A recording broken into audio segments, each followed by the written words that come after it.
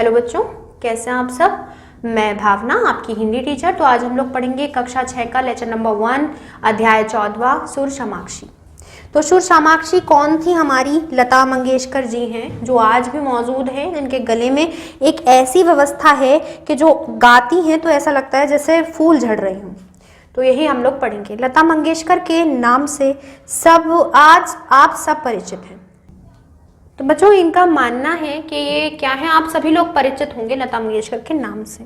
इस पाठ में उनकी गायन बनाने का सफर इस पाठ से प्रस्तुत किया गया है, यानी कि उनके गायक होने का सफर इस पाठ से प्रस्तुत, यानी आपके सामने सम्मुख रख दिया गया है। तो पढ़ते हैं बच्चों, लता मंगेशकर जी क्या है। लता मंगेशकर को कौन नहीं जानता। अगर हम लोग बात करें लता मंगेशकर को कौन नहीं जानता, आप जानते हैं, मैं जानती हूँ। कोई दर्शकों से वे सिनेमा प्रेमियों के दिलों पर राज कर रही हैं।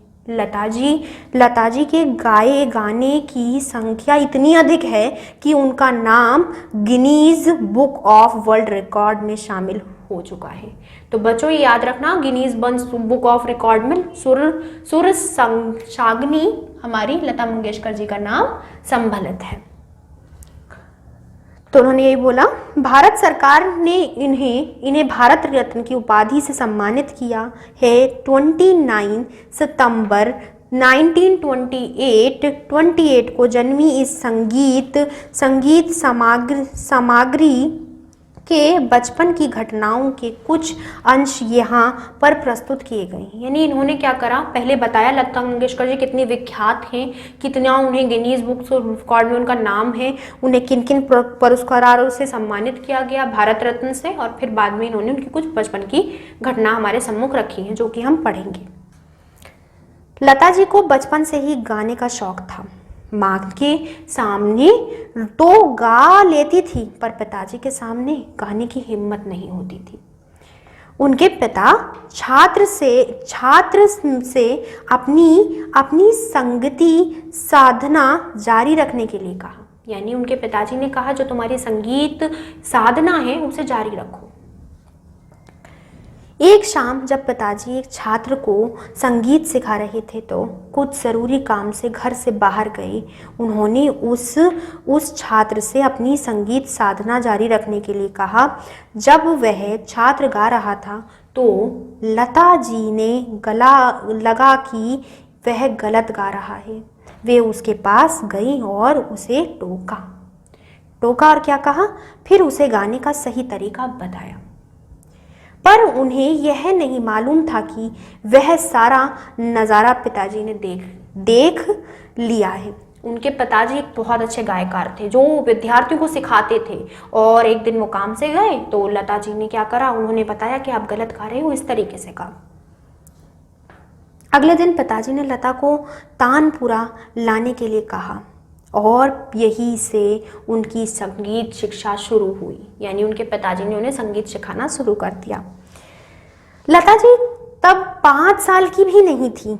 स्कूल में एक दिन उनकी अध्यापिका रानाडो बाई ने आज आवाज़ सुनी, पूछा कि उसके पिताजी का क्या नाम है। आवाज़ सुनी जब उन्होंने गाया, शिक्षक कौन है, क्योंकि बच्चों आगे कौन बढ़ता है विद्यार्थी से, शिक्षक आगे बढ़ता है। कोई पूछता है इतने अच्छे इसके संस्कार है, इसके माता पिता ने इसे कितना अच्छा सिखाया है। तो इसी प्रकार क्या हुआ कि उनके पिताजी का नाम पूछा गया। क्या नाम है? उन्होंने पिताजी का नाम बताया। उसी शाम स्कूल वालों ने पिताजी के लिए मिठाई का डब्बा भेजा। स्कूल में इसी तरह संगीत से प्रसिद्धि मिली। बाद में लता जी और उनकी बहन आशा ने घर से संगीत को विख्यात शिक्षा और साधना शुरू कर दी। यानी दोनों बहनों ने मिलकर शिक्षा का प्रारंभ किया संगीती व्यवस्था में ही। फिर सिलसिला शुरू हुआ स्टेज प्रोग्राम का। स्टेज प्रोग्राम क्या होते हैं? जहाँ पे स्टेज लगा होता है वहाँ पे प्रोग्राम होता है, तो स्टेज प्रोग्राम का। पिताजी स्टेज पर प्रोग्राम दिया ही करते थे। उन्हीं के संग दोनों बहनें कार्यक्रम देने लगी। लता जी ने रेडियो पर भी गाना शुरू किया। इस प्रकार गायन के क्षेत्र में उनके पांव जमने लगे। यानी आप एक चीज़ में विख्यात हो रही हो, स्टेज प्रोग्राम कर रहे हो, तो वो आप आगे बढ़ रहे हो। तो यही देखो बच्चों, दोनों को दिखाया गया है। जिन्होंने ये ट्रॉफी पकड़ रखी है सफेद साड़ी में वो लता जी हैं, और जो दे रही है जिन पे काली साड़ी का कुछ वो लगा हुआ है वो क्या है, आशा जी हैं।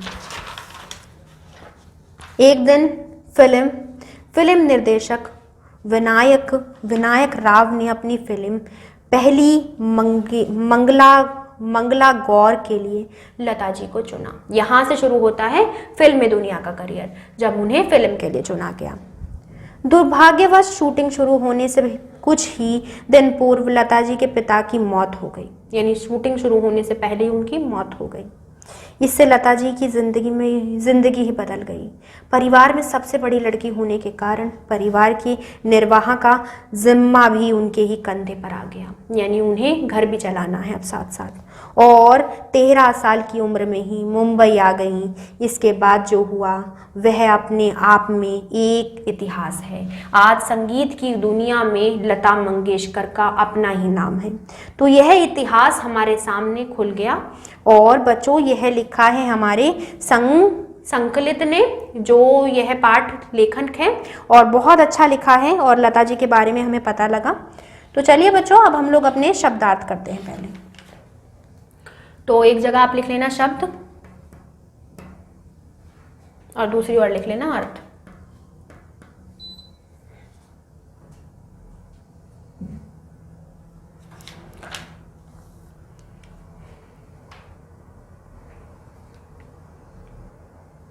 बच्चों शब्दार्थ लिखेंगे फिर अब हम लोग। तो पहला शब्दार्थ देखते हैं। पहला हम लोगों को क्या दिया हुआ है, दर्ज होना। हमने देखा था ना गिनीज बुक ऑफ रिकॉर्ड में उनका नाम दर्ज हुआ। तो दर्ज होना मतलब क्या हो गया, शामिल होना।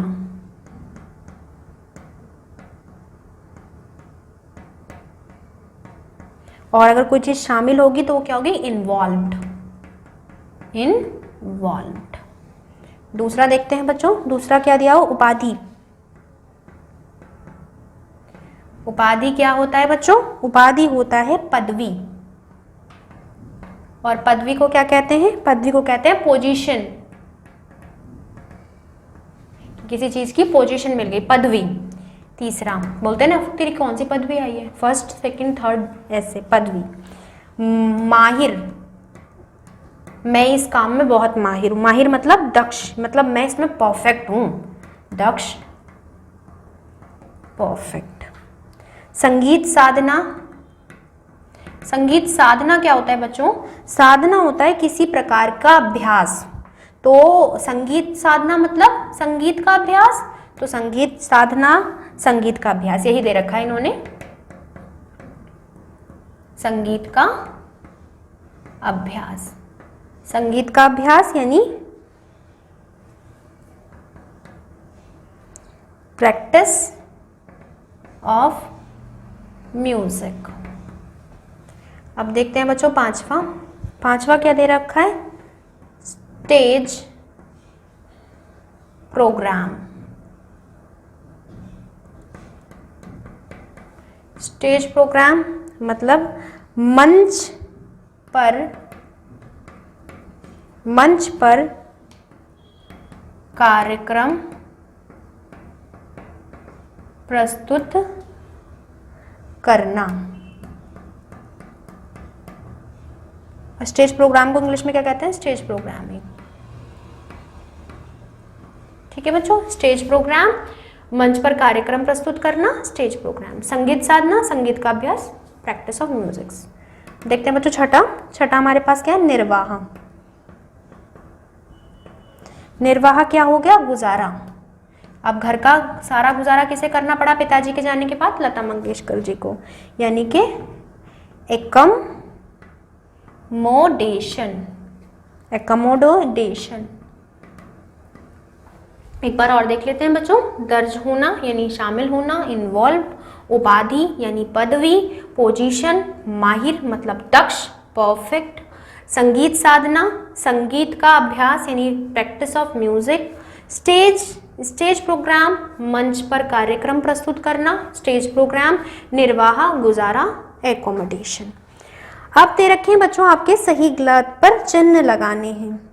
तो चलो बच्चों हम लोग चिन्ह लगाते हैं।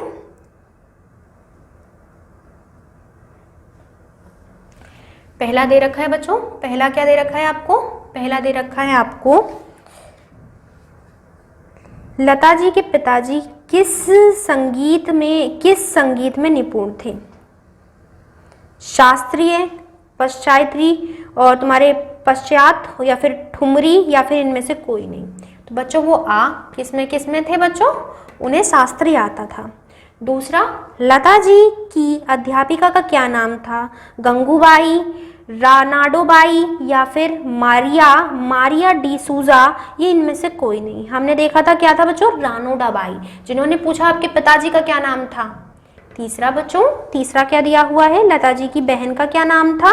सूखी, या फिर रानोडोबाई, आशा, या कविता कृष्णमूर्ति। कविता कृष्णमूर्ति आज की प्रसिद्ध आप कहिए संगीतकारों में से एक हैं, जो गायिका हैं।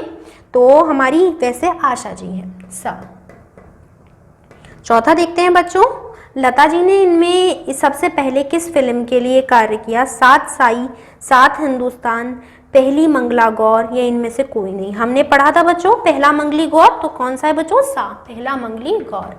तो देख लेते हैं एक बार और क्या दिया हुआ है। लता जी के पिताजी किस संगीत में निपुण थे? शास्त्रीय। दूसरा, लता जी की अध्यापिका का क्या नाम था? रानाडोबाई। और लता जी की बहन का क्या नाम था? आशा। और चौथा, लता जी ने सबसे पहले किस फिल्म के लिए काम किया? पहली मंगला बाई।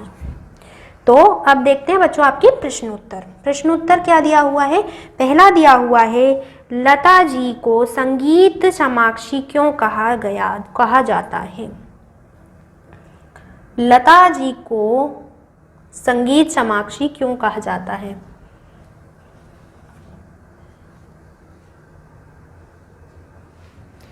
तो बच्चों पहला लिखेंगे,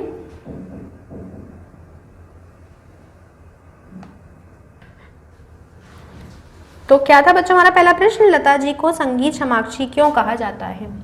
तो लिखिए बच्चों, भारतीय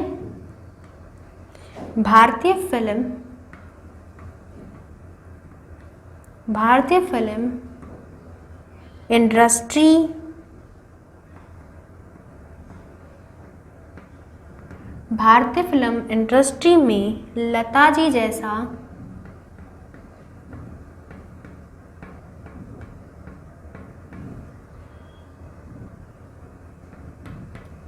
गायक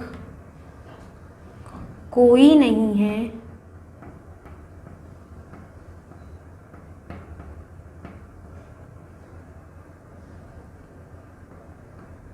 इसलिए उन्हें संगीत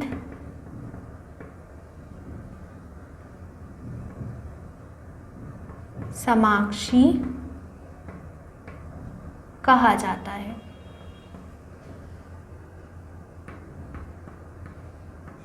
बच्चों क्यों कहा जाता है संगीत समाक्षी? भारतीय फिल्म इंडस्ट्री में लता जी जैसा गायन कोई नहीं है, इसीलिए उन्हें संगीत समाक्षी कहा जाता है। अब देखते हैं बच्चों दूसरा हम लोगों को क्या दिया हुआ है। इस घटना का वर्णन कीजिए जिसके बाद लता जी के पिताजी उन्हें नागपुरा लाने को कहा।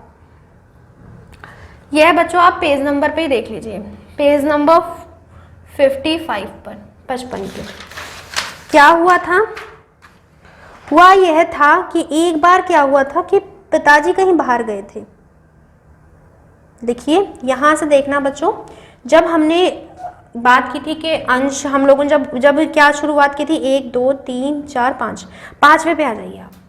5वीं वक्त लाइन पर है, एक शाम जब पिताजी एक छात्र को संगीत सिखा रहे थे तो कुछ जरूरी काम से घर से बाहर गए। उन्होंने उस छात्र से अपनी संगीत साधना जारी रखने के लिए कहा। वह छात्र गा रहा था तो लता जी को लगा कि गलत गा रहा है। उसके पास गई और उसे टोका, फिर गाने का सही तरीका बताया, पर उन्हें यह नहीं मालूम था कि यह सारा नज़ारा पिताजी देख रहे हैं। अगले दिन पिताजी ने लता को तानपुरा लाने के लिए कहा और यहीं से उनकी संगीत साधना शुरू हो गई। तो यहाँ तक लिखना है बच्चों, गई तक। तो कहाँ तक बच्चों? एक शाम से लेके गई तक। ठीक है बच्चों, अब देखते हैं आपका तीसरा प्रश्न। तीसरा प्रश्न क्या दिया हुआ है, रेनाडो बाई कौन थी, उन्होंने लता की आवाज़ कहाँ सुनी। रेनाडो बाई अध्यापिका थी लता जी की, और उन्होंने आवाज़ कहाँ सुनी थी बच्चों, उन्होंने आवाज़ सुनी थी उनकी स्कूल में ही। तो लिखिए बच्चों, रेनाडी बाई लता की अध्यापिका थी,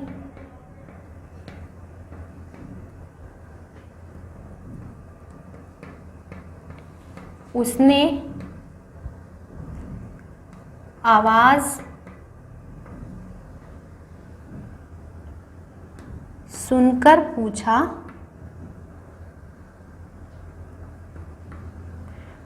कि उसके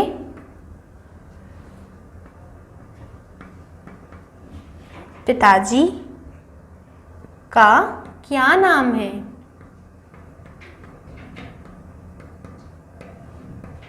रेनाडो बाई लता की अध्यापिका थी, उसने आवाज़ सुनकर पूछा कि उनके पिताजी का क्या नाम है। रेनाडो बाई लता की अध्यापिका थी, उसने आवाज़ सुनकर पूछा कि उसके पिताजी का क्या नाम है। तो बच्चों आपको चौथा दे रखा है क्या, लता जी कब और क्यों मुंबई कब और क्यों आई। तो लता जी कब और क्यों मुंबई आई, ये हम लोगों ने देखा था।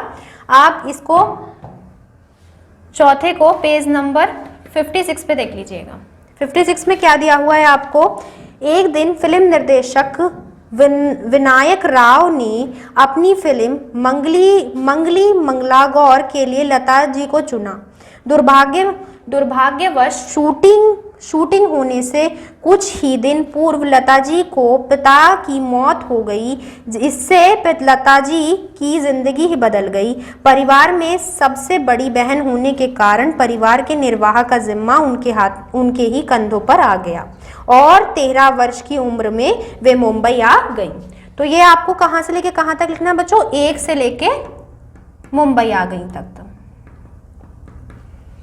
अब बच्चों आपका पांचवा और अंतिम प्रश्न दिया हुआ है क्या, वह ये दिया हुआ है कि परिवार के निर्वाह की जिम्मेदारी लता जी के कंधों पर किस प्रकार आ गई। तो यह आप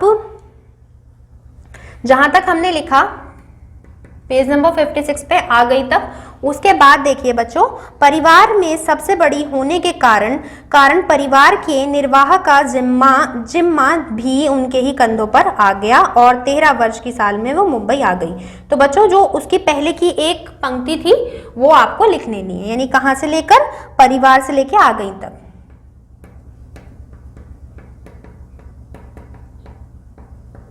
मैं एक बार और दोहरा देती हूँ, क्या दिए हुए थे आपको प्रश्न, लता जी को संगीत समृद्ध सामग्री क्यों कहा जाता है।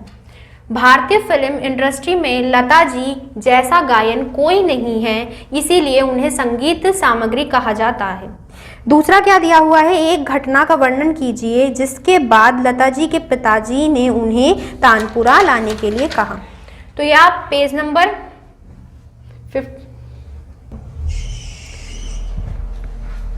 तो बच्चों ये मैंने आपको बताया था, ऊपर से आप कौन सी लाइन में आएंगे, 1 2 3 4 5, पांचवी पंक्ति में आएंगे, वहां पे आपको एक शाम दिख जाएगा। एक शाम जब पिताजी एक छात्र को संगीत सिखा रहे थे तो कुछ जरूरी